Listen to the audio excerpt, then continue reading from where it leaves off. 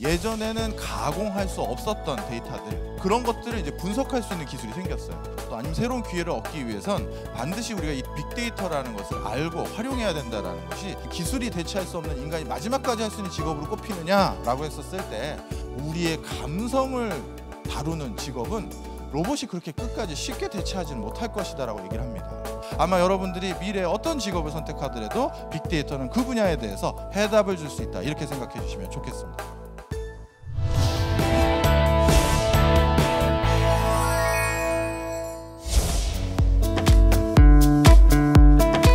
자, 안녕하세요. 청소년 여러분을 위한 경제 콘서트 메이크 더 퓨처의 정영진입니다. 반갑습니다. 네, 오늘 경제 콘서트의 주제 바로 빅데이터로 보는 스마트한 미래인데요. 오늘 주제와 굉장히 관련이 깊은 영상 먼저 보고 시작하겠습니다.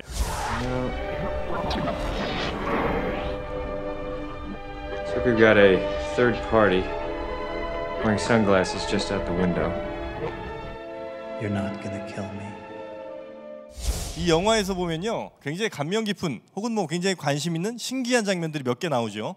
예를 들면 주인공이 어느 길을 막 걷고 있는데 그 길에서 이 주인공의 홍채를 인식해서 이 사람이 필요한 물품들을 먼저 제안을 하는 겁니다. 아직까지 뭐 이런 기술이 현실화되진 않았지만 아마 여러분이 제 나이쯤 되면 이런 기술들, 그래서 여러분이 상가를 돌아다니실 때 굳이 뭘 살까 고민하지 않으셔도 아마 그 사람들이 먼저 뭘 살지를 알려주는 이런 시대가 아마 열릴 것 같습니다. 뭐 이 영상이 조금 잘 와닿지 않으신다면 예를 들면 이런 것도 있을 수 있죠. 빅데이터를 활용한 기술인데요. 여기 이제 지민수 학생 혹은 뭐 이미영 학생이 있잖아요. 이 두 학생이 사귈 확률이 어떻게 될까? 지금 당장 전혀 뭐 감이 안 와닿으실 수 있습니다만, 지민수 학생이 평소에 들어갔던 SNS 같은 것, 좋아요를 많이 눌렀던 여자 사진들, 이런 것과 이미영 학생의 이미지가 얼마나 일치하는지 이런 거를 빅데이터로 분석해서 두 학생이 사귈 가능성을 알려주는 겁니다. 이런 것도 빅데이터의 나중에 미래 기술이 좀 될 수 있거든요. 과연 이 빅데이터 기술 얼마나 우리 미래를 또 바꿔놓을지, 또 여러분의 인생을 바꿔놓을지 오늘 그 이야기를 좀 해줄 텐데, 자, 그 빅데이터의 중요성에 대해서 강연을 해주실 분을 좀 소개해드리도록 하겠습니다.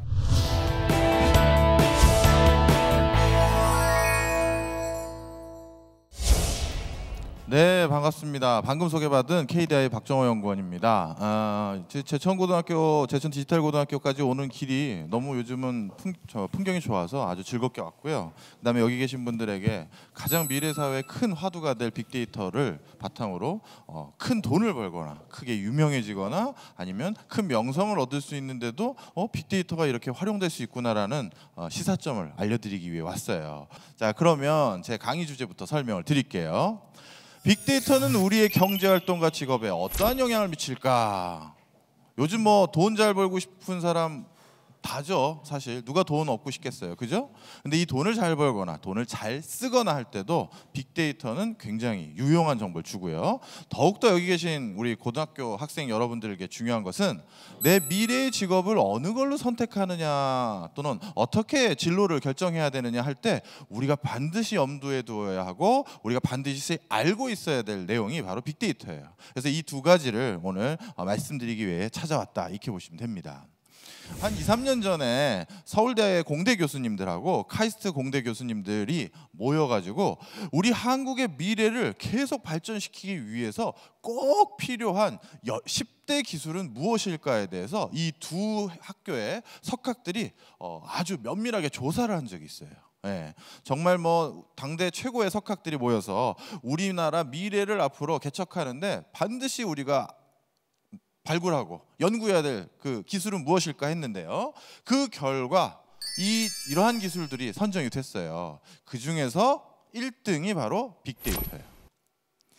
미래 사회에서 우리가 뒤처지지 않으려면, 또 아니면 새로운 기회를 얻기 위해선 반드시 우리가 이 빅데이터라는 것을 알고 활용해야 된다라는 것이 이 많은 저뿐만 아니라 많은 공부하신 석학분들의 생각이다, 이렇게 말씀드릴 수가 있어요. 그러면 우리 이제 본격적인 빅데이터 얘기를 하기 전에 빅데이터가 뭔지는 알아야 되잖아요. 그렇죠? 여러분 빅데이터 하면 어떤 데이터일 것 같으세요? 네. 어떤 거요? 야, 맞아요. 빅데이터는 일반적인 그 이전의 데이터들과 달리 빅이라는 단어가 붙은 이유는 큰 데이터를 지칭하는 게 맞긴 맞아요. 그런데 이게 100% 빅데이터를 다 설명한 건 아니고 빅데이터는 조금 더 세밀하게 들여다보면 이렇게 세 가지를 우리가 기억할 수가 있습니다. 먼저 아까 방금 저 친구가 말한 것처럼 굉장히 데이터 용량이 큰 데이터를 빅데이터라고도 하기도 하고요. 아니면 빅데이터는 이전 데이터와는 달리 이제는 예전에는 가공할 수 없었던 데이터들, 그런 것들을 이제 분석할 수 있는 기술이 생겼어요. 그게 영상이라든가 텍스트, 글을 데이터로 바꾸는 기술들이 있거든요. 이런 것들도 빅데이터의 범주에 들어갑니다. 과거에는 데이터 분석이 어려웠던 내가 썼던 내 일기나 아니면 내가 SNS에 올렸던 글들을 분석해서 뭔가 그것에 유의미한 정보를 찾아내는 게 또 빅데이터고요. 또 한 가지는 데이터를 모으는 속도가 정말 뭐 초단위, 분단위 이렇게 아주 실시간으로 데이터를 모을 수 있는 그런 환경, 그렇게 해서 모집된 데이터들을 또 빅데이터라고도 불러요. 그러니까 큰 것뿐만 아니라 자주 빨리 모을 수 있는 거, 그 다음에 예전엔 데이터가 아니었던 게 데이터로 바뀐 것들, 이런 것들이 이제 빅데이터 시대를 여는 커다란 화두예요. 자, 그럼 이게 우리에게 어떤 의미가 있고 이 빅데이터가 그럼 과연 미래 사회를 어떻게 바꿀지 하나하나 좀 설명을 드려볼까요? 먼저 데이터 크기에 관련돼서 빅데이터를 유용하게 바라보고 이것을 기업 현장에서 활용했던 회사가 있습니다. 우리나라의 굴지의 기업 중에 하나인 포스코예요. 이 포스코에서는 명장이라는 분들이 계세요. 명장이 뭔지 들어보셨어요? 그 산업 현장에서 어떻게 보면 장인의 반열에 오른 분들을 흔히 명장이라고 부릅니다. 근데 얼마 전에 포스코에서 큰 난리가 났습니다. 포스코에서 유일한 명장 한 분이 계신데요. 어떤 명장이냐? 바로 요 어르신이세요. 제가 KBS 다큐멘터리에 이분이 나온 적이 있어서 그때 캡처를 했는데, 이분은 축구장 5개 규모의 이 야적장, 이 야적장에 쌓여있는 철광석이나 석탄을 눈으로 쓱 보면 몇천 톤인지를 딱 맞춰요. 그 포스코에서 20년 이상 재직하면서 배에서 선적해서 하역장에 딱 내려놓은 이 석탄과 철광석을 쌓아놓은 것만 쓱 둘러보면 이게 전체 몇 톤이구나, 이걸 금방 아시다는 거죠. 그분이 바로 허종수 명장이세요. 이 허종수 명장, 오늘 여기 제가 글 일부러 자막이 있는 걸 캡처해 왔는데, 오늘 아침에 하역이 끝난 원료탄인데요, 5,800톤 정도 되는 것으로 알고 있습니다. 이렇게 씩 보면 이 사람은 이게 몇 톤인지 아는 거예요. 이 축구장 50개의 면적에 쌓여 있는 거 한눈에 알아본다. 야, 이건 정말 대단하겠죠. 바로 이 허종수 명장은요, 포스코에서 20년 이상 근속을 하시면서 그동안의 오랜 경험과 노하우를 바탕으로 이걸 단번에 맞추는 자신만의 어떤 노하우를 가지고 계신 분이죠. 그런데 이분이 이제 좀 있으면 정년 퇴임을 하시는 거예요. 포스코에서 난리가 났어요. 이제 용광로에 우리가 석탄과 철광석을 넣어줘야 되는데 지금 하역장에 석탄이나 또는 철광석이 모자란 거 아니야? 이거를 알려줄 사람이 그 큰 회사에 없어진 거예요. 그래서 포스코에서는 이걸 어떻게 해결할 것이냐, 이제 더 이상 이런 명장을 우리가 갑자기 20년 그 노하우를 쌓은 사람을 어떻게 구할 수도 없고, 그런데 대안이 어디서 나왔느냐, 바로 드론을 이용한 빅데이터 기술을 활용해서 얻게 됩니다. 포스코는요, 드론을 띄운 다음에 축구장 50개 규모에 있는 것을 항공 촬영을 해요. 그리고 그거를 삼각측량법으로 각각에 쌓여져 있는 하정량이 얼마인지를 실시간으로 또는 정기적으로 빅데이터 분석을 해서 바로 20년 명장의 노하우의 은퇴를 대비할 수 있는 해법을 빅데이터와 드론이라는 신기술을 활용해서 얻어낸 거죠. 이렇게 엄청나게 큰 데이터들을 처리할 수 있는 환경도 바로 빅데이터고요. 요거에 주목하고 있는 회사가 또 롯데나 신세계 같은, 여러분들이 옷을 사거나 아니면 뭐 어떤 물건을 살 때 자주 들리는 백화점이나 쇼핑몰에 운영하고 있는 그룹들이 바로 요 사실에 굉장히 주목해요. 왜 주목할까요? 여러분들이 어느 매장에 가서 그 수많은 브랜드들이 있는데 그 중에서 하필 이 매장을 들른 이유는 무엇이고 이 매장에서 하필 왜 그 옷을 샀는지가 바로 이 물건을 파는 사람들은 너무나도 궁금한 거예요. 그런데 고객들한테 그동안은 한 번씩 고객님 잠시만요 하고 그 사람에게 도대체 이 옷을 왜 사신 거죠? 이 옷에 뭐가 마음에 드신 거죠를 하나씩 물어봤는데 그러려면 엄청나게 돈이 많이 들겠죠. 그리고 고객들이 불편해할 거예요. 붙잡아 놓고 자꾸 물어보니까. 그런데 이러한 쇼핑의 비밀, 우리의 소비 활동이라는 경제 활동의 비밀을 푸는데도 바로 빅데이터는 유용한 해답을 줍니다. 그래서 실제 이 롯데랑 신세계는요, 우리나라 굴지의 빅데이터 회사에 우리나라 대표적인 쇼핑의 거리들을 분석해달라고 의뢰를 했어요. 바로 그 중에서 가장 대표적인 게 신사동, 강남 신사동에 있는 가로수길하고요. 또 한 가지는 홍대 거리. 여러분들도 많이 보셨을 거고 가보신 분들도 많으실 텐데 홍대 거리는 도대체 누가 왜 쇼핑을 하고 쇼핑을 했을 때 어떤 감성을 느낄까를 좀 알고 싶다라고 빅데이터 회사를 찾아왔습니다. 그때 빅데이터 회사는 이 두 곳에서 바로 여기 계신 여고생들이 또는 남고생들 또는 여러분들 대학교 가면 대학생들이 여기를 찾게 되는 이유와 여기에서 어떠한 것을 어떻게 구매하는지를 알아보기 위해서 어디를 또 주목했느냐? 바로 여러분들의 마음을 투영하고 있는, 마음이 담겨져 있는 여러분들 개인의 SNS 계정, 페이스북하고 바로 이런 데를 들여다보기 시작했어요. 그랬더니만 이게 바로 뭐예요? 글이죠, 글. 텍스트. 이 텍스트를 바로 데이터로 처리할 수 있는 기반이 빅데이터 세상에서 열린 거예요. 그래서 여러분들 마음을 분석했더니만 놀랍게도 방금 말씀드렸던 홍대 거리하고 가로수길은 전혀 다른 이유로 쇼핑을 하더라라는 게 밝혀집니다. 먼저 홍대에서 쇼핑을 했던 사람들이 전날 쇼핑을 하고 SNS에서 남긴 기록을 봤더니 가장 많이 튀어나오는 단어가 즐겁다, 유쾌했다, 재밌었다예요. 자, 홍대는 누구랑 갔느냐? 주로 동성 친구들끼리 간 거예요. 특히 여고생들, 여대생들은 친구들끼리 아이쇼핑 하러도 많이 가시잖아요. 바로 그런 분들이 가장 자주 찾고 가벼운 마음으로 그냥 아이쇼핑 하러 가는 곳이 바로 홍대 거리였어요. 홍대는요, 자기 돈으로 친구들하고 고민해서 구매하는 것이기 때문에 어떻게 된다? 세일을 많이 해줘야 돼요.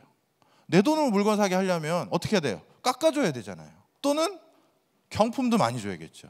그래서 이들 굴지의 쇼핑몰 회사들은 홍대에서는 다른 지역보다도 쇼핑 기간을 늘리거나 경품을 더 많이 줍니다. 여러분들 어디 가서 물건 사면 싸게 살 수 있겠어요? 홍대예요. 여기 계신 분들 중에서 누군가는 나중에 나는 어떤 큰 쇼핑 옷가게를 가로수길이나 이런 데서 해보고 싶다. 뭐 아니면 부티크 샵을 열고 싶다. 그런 분들이라면 또 빅데이터를 바탕으로 과연 어떤 쇼핑몰에서 어떤 소비자들이 어떤 감수성으로 쇼핑을 하는지 알아보실 필요가 반드시 있겠죠. 그 다음에 속도입니다. 우리가 가끔 신문 지면상이나 교과서에 보면 연도별로 집계되어 있는 데이터 아니면 월별로 집계되어 있는 데이터들 많이 보시죠. 이제는 그렇게 연 단위로 집계하는 것이 아니라 초 단위로도 데이터를 실시간으로도 집계할 수가 있어요. 자, 그걸 활용한 데가 누구냐? 바로 요즘 여러분 월드시리즈 보고 계신지 모르겠는데 메이저리거입니다. 메이저리그에서도 이 빅데이터를 야구를 하는데 활용하기 시작해요. 어떻게 했는지 또 스토리를 하나 보여드릴게요. 혹시 이 선수 아시는지 모르겠네요. 뭐 그렇게 초 에이스 선수는 아니에요. 콜린 매큐라는 선수인데 이 콜린 매큐라는 선수는 말 그대로 그저 그런 선수였습니다. 제가 적어드렸는데 6년 동안 거의 10점에 가까운 자책점을 계속 기록하면서 마이너리거만 여기저기 전전했던 선수예요. 그런데 휴스턴 구단에서 바로 이 선수를 주목하게 됩니다. 이 선수를 왜 주목했느냐? 바로 이 선수가 던지는 공을 초 단위로, 그것도 0.1초 단위로 회전수라든가 이런 것들을 분석해 봤더니 이 선수가 던지는 커브볼이 좀 특이하다는 사실을 알아냈어요. 그래서 면밀한 이 사람의 커브볼에 대한 빅데이터 분석을 한 결과 이 매큐 선수는 커브볼만큼은 메이저리그 정상급이다라는 사실을 규명했고요. 그래서 휴스턴은 이 선수를 영입하고 이 선수에게 볼 배합을 달리 해줄 것을 요구합니다. 어떻게? 네가 제일 잘 던지는 명품인 커브볼을 더 많이 던져라 라고 데이터 분석에 의거한 결과를 제시해요. 그 결과 근 10여 년 동안 아무 성과를 못 냈던 이 선수가 2014년 바로 커브볼 배합을 늘린 순간 인생이 바뀌죠. 메이저 리거가 되고 11승을 달성하게 되는 거예요. 여러분도 어떨 때는 이런 생각이 있어요. 나도 뭐 하나 잘하고 싶은데 나는 왜 이거에 성과가 잘 안 나지? 나는 여기서 나도 뭔가 남들보다 더 우월해지고 싶은데 왜 안 되지?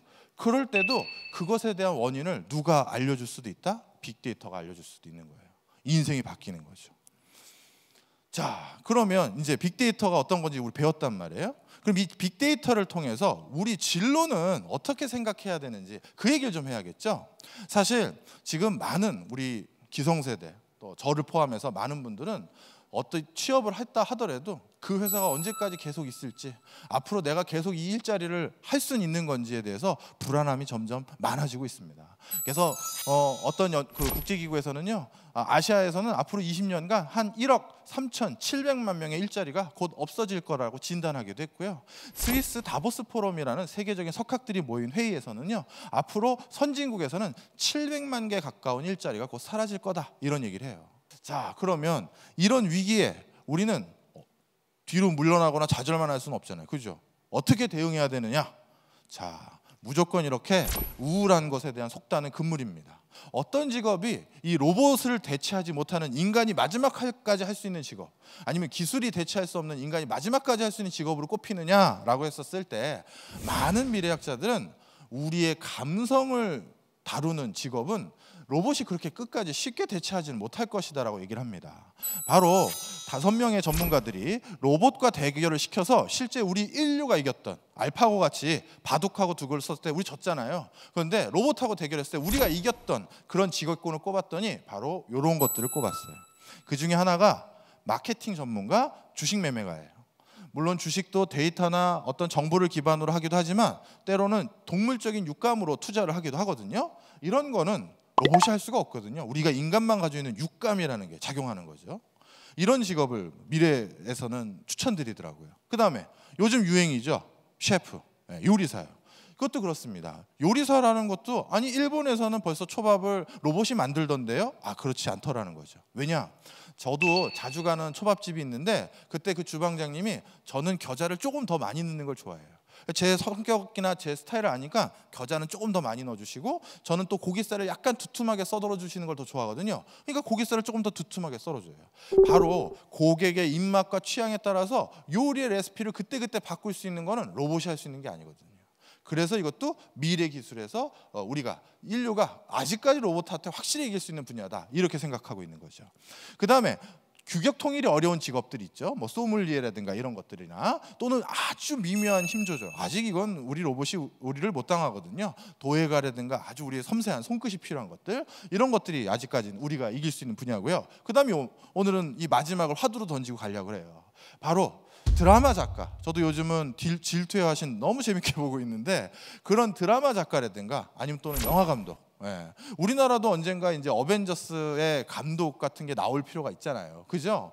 이런 드라마 작가나 영화 감독도 바로 미래에 끝까지 살아남을 직업 중에 하나로 꼽힙니다. 자, 그러면 이런 직업들은 연구원님, 빅데이터랑 관계 없는 거잖아요. 저는 이런 직업들 할 거고요, 카페 운영할 거고요, 작가 할 거기 때문에 저는 빅데이터는 몰라도 될 것 같아요. 전혀 그렇지 않습니다. 넷플릭스라는 VOD, 그러니까 동영상 서비스하는 회사예요. 여러분들도 앱을 다운받으셔서 영화 보고 싶으면 다운받으시면 유용하실 텐데요. 이 넷플릭스는 한 몇 년 전에 크게 적자 위기에 몰린 적이 있어요. 그 이유가 있습니다. 갑자기 자기들한테 영화 그 동영상 파일을 공급하거나 드라마 동영상 파일을 공급했던 공급자들이 공급 단가를 올려버린 거예요. 야, 우리 뭐 어벤져스 신작 너희 그 넷플릭스에서 VOD 서비스 하려면 앞으로 돈 얼마 줘야 돼, 이렇게 돈을 올려버린 거죠.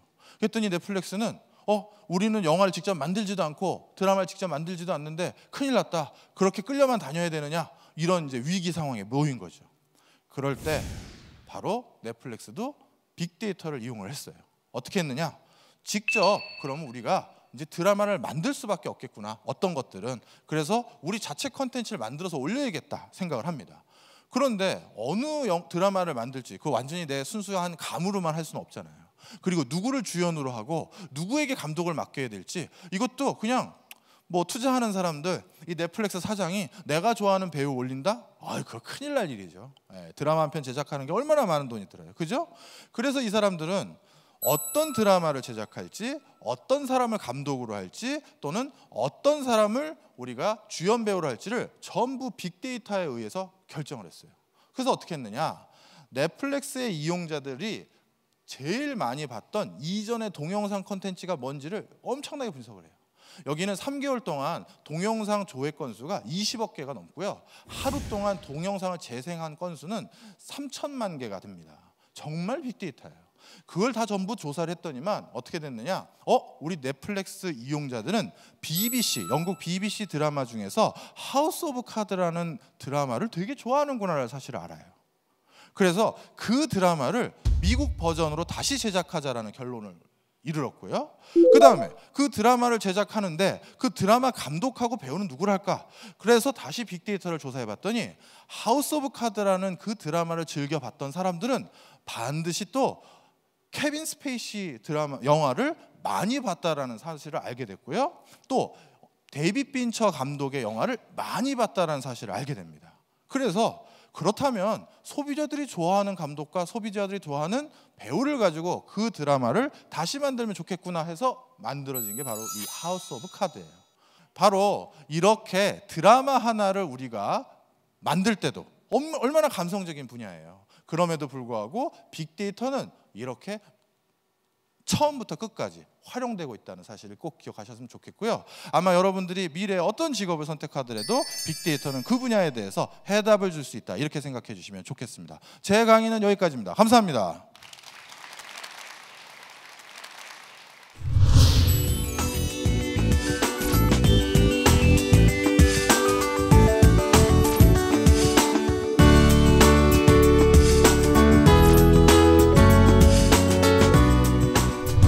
맨 처음 빅데이터에 대해서 아무것도 몰랐었거든요. 오늘 처음 듣는데 강연하시는 거 보고 많은 걸 알게 된 것 같아요.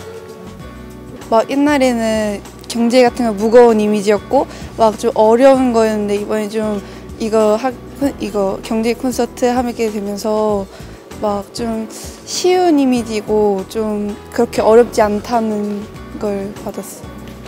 이제 IT를 넘어서 정보가 큰 사업이 되는 시대가 왔다고 이제 피부로 와닿는 것 같습니다. 학생들이 직업을 선택하는데 도움이 됐으면 합니다.